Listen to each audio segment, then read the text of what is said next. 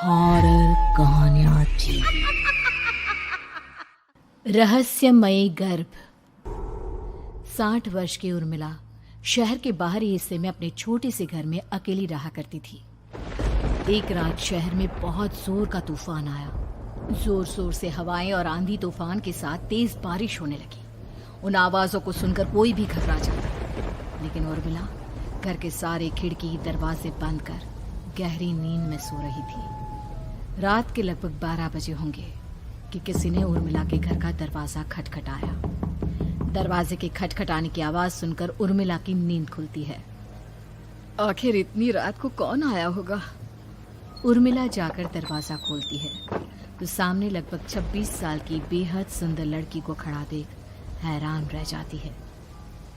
कौन हो बेटा, और इतनी रात को इतने भयंकर तूफान में कहाँ भटक रही हो? चाची, आपने मुझे पहचाना नहीं? मैं आपकी दूर की रिश्तेदार शालिनी। अरे हाँ, बचपन में तुझे देखा था। इतनी जवान हो गई है, कैसे पहचान में आती? लेकिन तू यहाँ क्या कर रही है, और वो भी ऐसी अंधेरी तूफान भरी रात में? उर्मिला की बात सुनते ही शालिनी की आंखों से आंसू बहने लगे। वो फूट फूट कर रोने लगी। ये देखकर उर्मिला को कुछ समझ में नहीं आया और उसने शालिनी का हाथ पकड़कर घर के अंदर आने के लिए कहा। जैसे ही शालिनी घर के अंदर रोशनी में आई, उर्मिला की नजर उसके पेट की तरफ गई, जिसे देखकर ये साफ पता चल रहा था कि वो प्रेग्नेंट है। अरे, तू तो पेट से है। ऐसी हालत में इतने भयंकर तूफान में आधी रात को बाहर भटक रही है। आखिर बात क्या है बेटा, मुझे सब कुछ साफ साफ बता। क्या बताऊं चाची, ये सब जिसकी वजह से हुआ है उसके बारे में बताने में भी मुझे शर्म आती है। मैंने घर वालों की मर्जी के खिलाफ जाकर एक लड़के से शादी कर ली थी, पर वो शादी के 1 महीने बाद ही मुझे छोड़कर चला गया। छोड़कर चला गया का क्या मतलब? क्या उसके साथ कोई हादसा हो गया? नहीं, उसे कोई दूसरी लड़की पसंद आ गई और मेरी प्रेगनेंसी की खबर सुनते ही उसने मुझे बेसहारा छोड़ दिया। उसके बाद मैं अपने घर गई, लेकिन माँ पापा ने मुझे घर में कदम तक नहीं रखने दिया। तभी मुझे आपकी याद आई। कोई बात नहीं, कोई बात नहीं, तुमने यहाँ आकर अच्छा ही किया। एक काम करो, तुम आराम करो। वैसे भी ऐसी हालत में इतना घूमना फिरना और इस तरह आधी रात को बाहर भटकना ठीक नहीं होता। प्रेग्नेंट औरत को आधी रात को घर से बाहर नहीं निकलना चाहिए। बुरी आत्माएं उस पर अपना असर दिखा सकती है। और इतना कहकर उर्मिला ने शालिनी को एक दूसरे कमरे में जाकर आराम करने के लिए कहा। लेकिन जैसे ही शालिनी अपने कमरे में जाने लगी, अचानक से उर्मिला ने उसे रोक लिया। एक बात बताओ बेटा, तुम्हारा कौन सा महीना चल रहा है? पेट देखकर तो लगता है कि लगभग 6 महीने पूरे हो गए होंगे। उर्मिला की बात सुनकर शालिनी के होठों पर मुस्कुराहट आ गई। चाची जी, अभी सिर्फ 1 ही महीना हुआ है। शालिनी की बात सुन उर्मिला दंग रह गई। उसे समझ में नहीं आ रहा था कि प्रेगनेंसी के पहले ही महीने में शालिनी की हालत ऐसी क्यों थी। लेकिन फिर उसने बात को नजरअंदाज कर शालिनी को आराम करने के लिए कहा और खुद भी कमरे में जाकर सो गई। अभी कुछ ही घंटे बीते थे कि अचानक से एक बच्चे के बड़े ही अजीबोगरीब बेढंगे तरीके से रोने की आवाजें उर्मिला के घर में गूंजने लगी। उन आवाजों को सुनकर उर्मिला की नींद फिर से खुलती है। ये अचानक बच्चे के रोने की आवाज कहां से आने लगी? उसने उठकर चारों तरफ देखा, पर वहां उसे कोई नजर नहीं आया। उर्मिला घबराते हुए शालिनी के कमरे में गई तो वहां उसे कमरे की दीवार पर एक बेहद खौफनाक साया नजर आया, जिसे देखकर उर्मिला बुरी तरह से घबरा गई। आखिर ये सब क्या हो रहा है? शालिनी, शालिनी उठो! उसने जोर जोर से आवाज देकर शालिनी को जगाने की कोशिश की, लेकिन ऐसा लग रहा था जैसे उसकी आवाज शालिनी तक पहुंच ही नहीं रही थी। कमरे की दीवार पर एक बहुत बड़ा और बेहद डरावने दिखने वाले इंसान का साया और एक बच्चे के अजीबोगरीब ढंग से रोने और चीखने की आवाजें अब उर्मिला को ज्यादा डराने लगी थी। उर्मिला को शालिनी की चिंता सताने लगी और उसने पूरी ताकत के साथ चीखकर शालिनी को आवाज लगाई, शालिनी! तभी अचानक सब कुछ एकदम पहले जैसा हो जाता है और उर्मिला की आवाज सुनकर शालिनी की नींद खुलती है। क्या हुआ चाची, आप इतनी तेज क्यों चिल्ला रही हैं? अब ठीक तो है ना? अभी अभी मैंने तुम्हारे कमरे में कुछ अजीब सा देखा। तुम ठीक हो ना शालिनी? मुझे यहाँ एक बच्चे के रोने की आवाज़ें आ रही थी। लगता है आपको मेरी कुछ ज़्यादा ही चिंता हो गई है। आपने मेरी प्रेगनेंसी के बारे में कुछ ज़्यादा ही सोच लिया होगा। मैं एकदम ठीक हूँ, आप आराम से सो जाइए। इतना कहकर शालिनी ने उर्मिला को फिर से अपने कमरे में जाने के लिए कहा और खुद भी जाकर सो गई। पर अब उर्मिला की आंखों से नींद गायब हो चुकी थी। अगली सुबह जब शालिनी उठी तो वो सीधा उर्मिला के पास आई। गुड मॉर्निंग चाची। तभी अचानक उर्मिला की नजर शालिनी के पेट पर पड़ती है, जिस पर नीले रंग से एक अजीब सी आकृति नजर आ रही थी। शालिनी, ये तुम्हारे पेट को क्या हुआ? मैंने इतनी औरतों को देखा है, ऐसा तो किसी के साथ नहीं होता। शालिनी ने जैसे ही अपने पेट की तरफ देखा तो उसे वहां कुछ भी नजर नहीं आया। चाची कुछ भी तो नहीं है, सब कुछ एकदम नॉर्मल है। आपको क्या अजीब लग रहा है? इससे पहले कि उर्मिला उसके सवाल का कोई जवाब देती, अचानक से शालिनी के पेट में जोर जोर से दर्द होने लगा।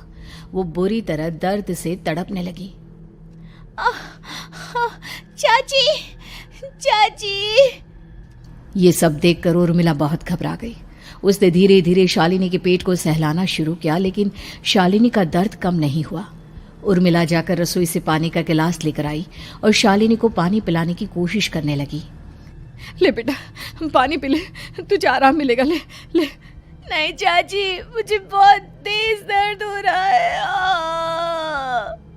अरे थोड़ा पी ले बेटा।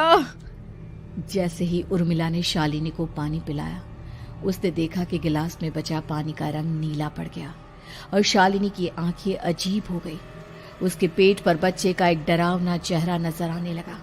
ये सब देखकर उर्मिला की डर से हालत खराब होने लगी, पर तभी शालिनी का दर्द ठीक हो गया।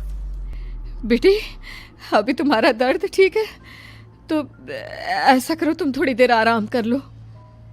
शालिनी को आराम करने के लिए कहकर उर्मिला तेज कदमों से चलकर घर से बाहर निकल जाती है और पास ही रहने वाली एक औरत कालिंदी के पास पहुंचती है।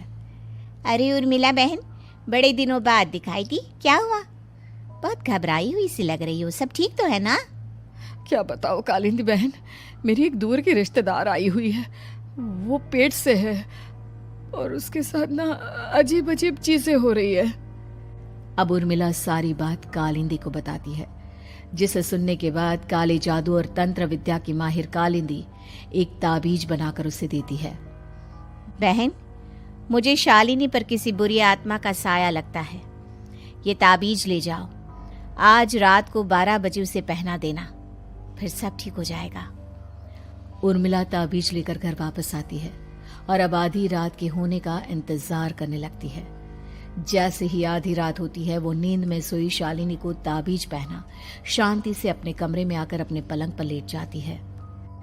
अब सब ठीक हो जाएगा, ये सोचकर उर्मिला शांति की एक सांस ही लेती है कि तभी अचानक उसकी आंखों के सामने कुछ ऐसा आता है जिसे देखकर उर्मिला डर से चीखने लगती है। तुम कौन हो? कौन हो तुम? जाओ यहाँ से, जाओ जाओ यहाँ से। तभी उर्मिला की एक जोरदार दर्द भरी डरावनी चीख वहां पर गूंज गई। उर्मिला की आंखों के सामने एक बच्चा खड़ा हुआ था, जिसका पूरा शरीर किसी बूढ़े की तरह नजर आता था, लेकिन मुंह किसी नवजात बच्चे की तरह था। उसकी आंखें गुस्से से लाल थी और वो घूर घूर कर उर्मिला की तरफ देखा जा रहा था। कौन हो तुम? कौन हो? उर्मिला के चीखते ही वो बच्चा जोर जोर से रोने लगा। घबराकर उर्मिला ने अपने हाथों को अपने कानों पर रख लिया। उसकी समझ में नहीं आ रहा है कि आखिर ये सब उसके साथ क्या हो रहा है।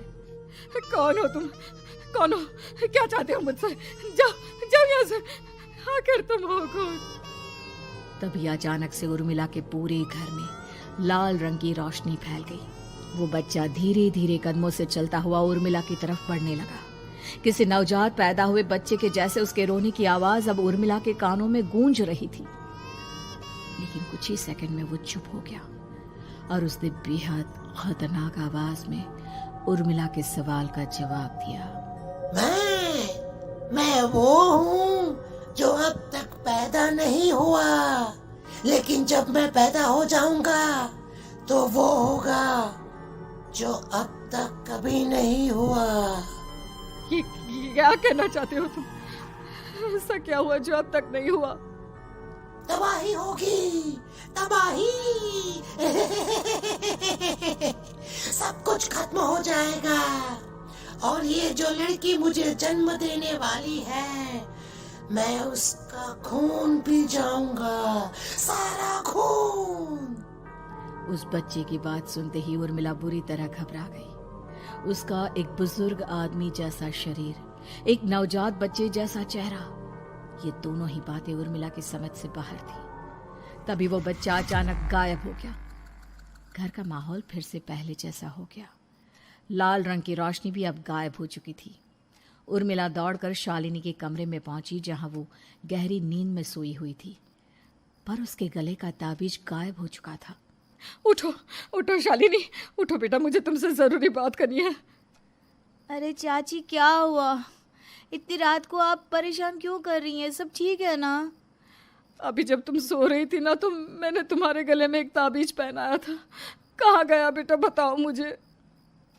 शालिनी ने चारों तरफ अपनी नजरें घुमाकर देखा, लेकिन वहां पर कोई ताबीज नहीं था। वह हैरानी से उर्मिला के चेहरे की तरफ देखने लगी। उसे समझ में नहीं आ रहा था कि आखिर उर्मिला किस ताबीज के बारे में बात कर रही थी।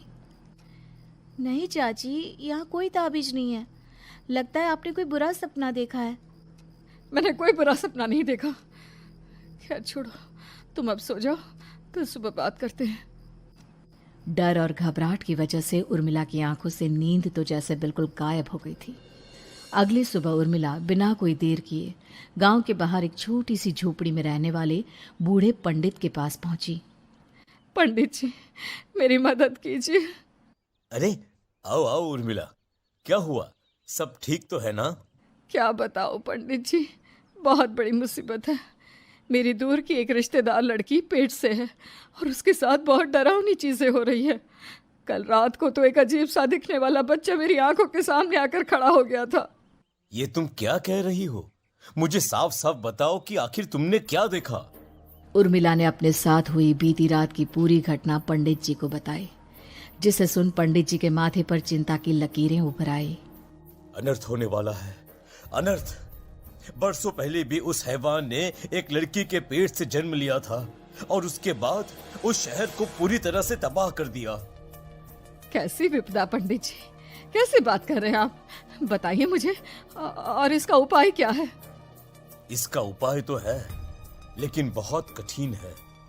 हो सकता है कि उस उपाय को करने के दौरान तुम्हारी जान भी चली जाए। मुझे मेरी जान की कोई परवाह नहीं, पर आप जिस तबाही के बारे में बात कर रहे हैं, बस वो नहीं होनी चाहिए। लाखों लोगों की जान बचाने के लिए मैं कुछ भी करूंगी। तो ठीक है, मेरी बात ध्यान से सुनो। बरसों पहले एक भयानक तांत्रिक ने अपनी तंत्र क्रिया के जरिए एक मासूम लड़की के साथ रिश्ता बनाकर उसके पेट से जन्म लिया था। इस तरह से वो अपने जैसे लोगों की संख्या इस दुनिया में बढ़ाना चाहता था। आपके कहने का मतलब है कि शालिनी के पेट से भी उस शैतान को जन्म लेना है, इसलिए उसने उसके साथ ये सब किया है। ठीक पहचाना तुमने। अब मैं तुम्हें एक ऐसा सिंदूर दूंगा जिसे तुम्हें ले जाकर उस लड़की के पेट पर लगाना होगा। क्या ऐसा करने से सब कुछ ठीक हो जाएगा? नहीं उर्मिला, ये सब इतना आसान नहीं। उस लड़की के पेट पर सिंदूर लगाने के बाद तुम्हें उसका पेट काटकर उस हैवान को बाहर निकालना होगा। नहीं पंडित जी, मैं ये सब नहीं कर सकती। मैं भला एक जिंदा लड़की के पेट को अपने हाथों से कैसे काट सकती हूँ? अगर तुमने ऐसा नहीं किया तो कुछ ही दिनों में वो हैवान उस लड़की के शरीर से जन्म लेगा और उसके शरीर के सारे खून को पीकर अपनी ताकत को बढ़ाएगा। उसके बाद वो धीरे धीरे इस पूरे शहर को तबाह कर देगा। यहाँ पर कोई जिंदा नहीं बचेगा। लेकिन अगर मैं उसके पेट को काट दूंगी तो क्या वो जिंदा बच पाएगी? अगर शालिनी को कुछ हो गया तो, अगर उसकी मृत्यु हो गई तो? ऐसा कुछ नहीं होगा उर्मिला, तुम्हें अपने मन को पक्का करके ये काम करना ही होगा। सिंदूर लेने के बाद उर्मिला झोपड़ी से बाहर निकलने ही वाली थी कि तभी पंडित जी ने उसे पीछे से आवाज देकर रोका। उर्मिला, उस लड़की का पेट काटकर हैवान को बाहर निकालना ही काफी नहीं होगा। तुम्हें ध्यान रखना होगा कि ये सब करते हुए उस बच्चे का जो आधा बूढ़े का शरीर है उस पर सिंदूर की एक बूंद भी ना लगने पाए, क्योंकि अगर ऐसा हुआ तो वो तुम्हें और बाकी सबको कच्चा खा जाएगा। पंडित जी की बात सुन उर्मिला की आंखें फटी रह गई और उसके शरीर में डर की लहर दौड़ गई। फिर भी उसने हिम्मत की। ठीक है पंडित जी, मैं पूरी कोशिश करूंगी कि मैं उस हैवान को वहीं के वहीं खत्म कर पाऊं। इसके बाद उर्मिला तेज कदमों के साथ घर वापस आती है। दिन बीतता है, रात का अंधेरा छाने लगता है। शालिनी खाना खाकर सोने चली जाती है और उर्मिला लगातार उसके गहरी नींद में सो जाने का इंतजार करने लगती है, जिसके बाद उर्मिला दबे कदमों से शालिनी के कमरे में पहुंच गई। मुझे ये करना ही होगा। अब उर्मिला ने धीरे धीरे शालिनी के पेट पर पंडित जी का दिया सिंदूर लगाना शुरू किया। उर्मिला के हाथ बुरी तरह से कांप रहे थे। उसके एक हाथ में चाकू था जिससे वो पेट काटने वाली थी। उर्मिला ने एक नज़र शालिनी के चेहरे की तरफ देखा और फिर डरते हुए उसके पेट पर चाकू चलाना शुरू किया। कमाल है, मैं इसका पेट काट रही हूँ और ये आराम से सो रही है। इसे दर्द नहीं हो रहा क्या? तभी अचानक उर्मिला के कानों में बच्चे की रोने की आवाज सुनाई देने लगी।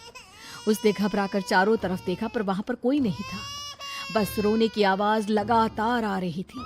उर्मिला बिना रुके लगातार शालिनी के पेट को काटती रही। उसे इस बात का भी ध्यान रखना था कि सिंदूर बच्चे के बूढ़े आदमी वाली शरीर के हिस्से पर ना लगे। कुछ ही देर में वो हैवानी बच्चा उर्मिला के हाथों में था। उसने बड़ी ही सावधानी से उस बच्चे को बाहर निकाला और पंडित जी के कहे अनुसार उसे घर से दूर जलाने के लिए ले गए। पर तभी उसके सामने वही बूढ़े शरीर और बच्चे के चेहरे वाला बच्चा आ गया। अपनी गोद में और सामने भी बच्चे को देखकर उर्मिला हैरान रह गई।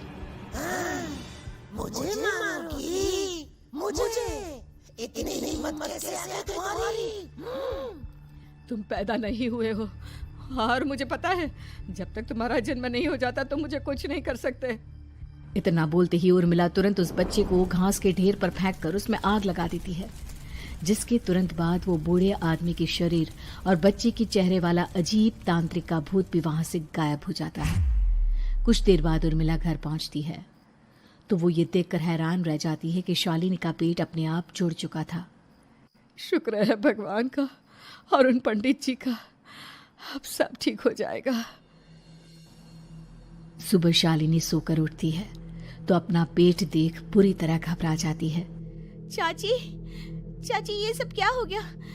मेरा पेट अचानक कम कैसे हो गया? मेरा बच्चा कहाँ गया चाची? बेटी, वो बच्चा नहीं, एक खतरनाक तांत्रिक था जो तुम्हारी कोख से जन्म लेकर सबको मार देना चाहता था। वो पैदा होते ही तुम्हारी जान भी ले लेता, इसलिए मैंने पंडित जी के बताए उपाय से उसका खात्मा कर दिया है। अब सब ठीक है। शालिनी को उर्मिला की बात समझ में नहीं आती, जिसके बाद शालिनी को पूरी बात उर्मिला आराम से समझाती है। अब वो दोनों ही भगवान का शुक्र अदा करती हैं और एक साथ रहने लगती हैं। ये कहानी ममता की है। बचपन से ही घर में ये एहसास दिलाकर पाला गया कि औरतों को बोलने का हक नहीं है। अरे ममता, जरा जल्दी जल्दी हाथ चलाओ, रोज ऑफिस में देर पहुंचता हूँ तुम्हारे कारण। लेकिन आपका सारा खाना पैक और तैयार भी है। अरे जबान जितनी चलाती हो उतना अगर हाथ चलाती ना तो शायद घर को अच्छे से मैनेज कर पाती।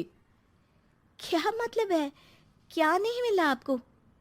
मोजे कौन देगा? ममता भागकर पति को मोजे देती है। वो हर किसी का ख्याल रखती, लेकिन उसके घर में रोज का रोना लगा रहता। अरे माँ, आज स्कूल में टीचर ने मुझे फीस के लिए डांटा। माँ, मुझे अच्छा नहीं लगता कि स्कूल में फीस के पैसों के लिए मुझे कोई भी बात सुनाए। अरे पर बेटा, ये तो पापा करते हैं ना सारा ऑनलाइन। मुझे तो इसकी जानकारी भी नहीं है। हाँ, बना लो बच्चों के सामने मुझे बुरा। अरे करता तो मैं ही हूँ, माना, लेकिन मुझे कोई सपना थोड़ी ना आएगा कि बच्चों की फीस जमा करनी है। अरे बताओगी तो तुम ही ना। ममता की अब ये आदत में शुमार हो चुका था। वो हमेशा हर बात के लिए खुद को ही दोषी मानती। एक दिन वो पड़ोस की दोस्त से कहती है, समझ नहीं आता यार, मैं इतनी डम कैसे हो सकती हूँ। बात तो सही भी है ना। अब पति बेचारा नौकरी करे, पैसे कमाए, या फिर ये देखे कि बच्चों की फीस का वक्त है। क्या करूं यार। पता नहीं, मेरे पति तो सारा काम खुद ही करते हैं। वो तो कहते हैं कि तुम थक जाती होगी, सारा दिन घर बाहर बच्चे। तो अच्छा, ऐसे भी पति होते हैं क्या? अरे क्या बात कर रही है, भाई साहब कभी तुझे किसी बात के लिए सुनाते नहीं? किसने कहा नहीं सुनाते? अरे ये पति चीज ही ऐसी होती है कि बिना पत्नी को सुनाए उन्हें चैन की नींद कहाँ आती है। तो तू भी परेशान रहती होगी कि कैसे क्या कब भूल गई। अरे वो तो मुझे बस इस बात के लिए ताना देते हैं कि मैं वक्त पर खाना क्यों नहीं खाती या पार्लर जाकर अपनी साज सज्जा क्यों नहीं करवाती। पड़ोसन बोल ही रही होती है कि ममता के बेटे की आवाज आती है। अरे माँ, क्या हो गया? लग नहीं रहा कि आज आप मुझे पानी भी देगी। अरे कब से खाने के लिए वेट कर रहा हूँ। अरे यार मैं चलती हूँ, बेटा खाने के लिए वेट कर रहा है, मैंने उसे खाना भी नहीं दिया। अरे 12वीं में पहुंच चुका है तुम्हारा बेटा, उसे बोलो खुद पानी लिया करे। मैंने तो अपने बच्चों को काम करना सिखाया है। अरे यार, खुद की भी तो कोई लाइफ है। माना जब नहीं कर सकते थे तो किया, लेकिन अब इतने बड़े बच्चों की हर बात मानेंगे तो मुश्किल तो अपने को ही होगी। ममता को पड़ोसन की बात में दम तो लगता है, लेकिन करे क्या, आदत भी तो खुद ही ने डाली थी। ममता घर जाती है कि तभी बेटी आ जाती है। माँ, परसों मुझे एक शादी में जाना है। तेरी वो जो लाल वाली साड़ी है ना, उसे दे देना। मैं आज जाकर टेलर को दे दूंगी, वो उस साड़ी से सूट बना देगा। अरे नहीं नहीं तारा, वो मेरी माँ ने मुझे दी थी और उस साड़ी से मेरी काफ़ी भावनाएं जुड़ी हैं। तुमको ना मैं दूसरी साड़ी दे दूंगी। ओके, कोई बात नहीं, लेकिन आज दे ही देना पक्का। तारा माँ की साड़ी से सूट बनवाकर पार्टी में जाती है, लेकिन जब वो पार्टी से लौटती है, क्या है, मैं तो समझ ही नहीं पा रही हूँ। अरे जब वो साड़ी मांगी थी तो ये छल्ली सी साड़ी क्यों दे दी? मैं ही पागल थी जो इस साड़ी का सूट बनवा लिया मैंने। माँ, जानती भी हो कि कॉलेज में मेरी कितनी हंसी उड़ी। तभी वहां ममता का पति सुनील आ जाता है। अरे गवार औरत, जब बेटी साड़ी मांग रही थी तो दे देती ना। अरे पापा, इनके तो इमोशंस जुड़े थे उस साड़ी से। ममता इतने सब के बाद भी कुछ नहीं बोलती। मेरी बेटी की बेइज्जती हो गई, मैं बिल्कुल बर्दाश्त नहीं कर सकता ये। मैं नहीं चाहता कि मेरी बेटी से कोई भी ज्यादा सुंदर लगे पूरे कॉलेज में। जी, वो पढ़ने में तारा बिल्कुल अच्छी नहीं है, उसकी पढ़ाई पर आप ध्यान दीजिए ना। अच्छा, अब तुम मुझे बताओगी कि मुझे किस पर ध्यान देना और किस पर नहीं। रमेश जैसा ही ये वाक्य पूरा करता है, ममता की बेटी और पति उस पर जोर जोर से हंसते हैं। अरे ठीक है ना, पता ही नहीं चला कि कैसे वक्त इतना बीत गया। अरे कैसे पता चलेगा माँ, हम लोगों के पीछे जो तू बैताल की तरह चिपकी रहती थी, तुझे कैसे वक्त का पता चलता। ममता को पहले सास ससुर, फिर पति और बच्चों की तरफ से इस तरीके की बातें सुनकर उसका मन बहुत दुखी रहता था। एक दिन, सुनो ना, बहुत दिनों से कमर के नीचे बहुत दर्द रहता है। कल मैंने देखा तो एक फोड़ा था। अरे ममता, एक बार अपने पति से बात करो, वो तुम्हारा फोड़ा डॉक्टर को दिखा देंगे। अरे नहीं नहीं, वो तो गुस्सा हो जाएंगे। अरे क्यों गुस्सा हो जाएंगे, तुमको दर्द है। हाँ, लेकिन वो यही बोलेंगे कि ऑफिस जाऊं या फिर तुम्हें लेकर डॉक्टर के पास। तो बेटे से ही बात कर ले। अरे वो तो मैं कर लूं, लेकिन फोड़ा है ऐसी जगह कि उसे बताते मुझे शर्म आएगी। लेकिन कुछ ना कुछ तो करना जरूरी है ना, ऐसे कब तक फोड़े के दर्द से तड़पती रहेगी। अब तो सोच रही हूँ कि इनसे बात कर ही लूं, वरना दर्द के मारे कहीं मर ना जाऊं। लेकिन शाम को, ममता, क्या किया तुमने आज? खाने के डिब्बे में कैसा खाना दिया था? दाल खराब हो गई थी, कब की थी? दाल तो मैंने सुबह ही बनाई थी, खराब कैसे हो गई? अच्छा सुनिए ना, मुझे कहना है कि अरे गरम दाल बंद करोगी तो ऐसा ही होगा ना। बेइज्जती हो गई सबके सामने मेरी। ऑफिस वालों ने ऐसा मजाक उड़ाया कि क्या बोलूं।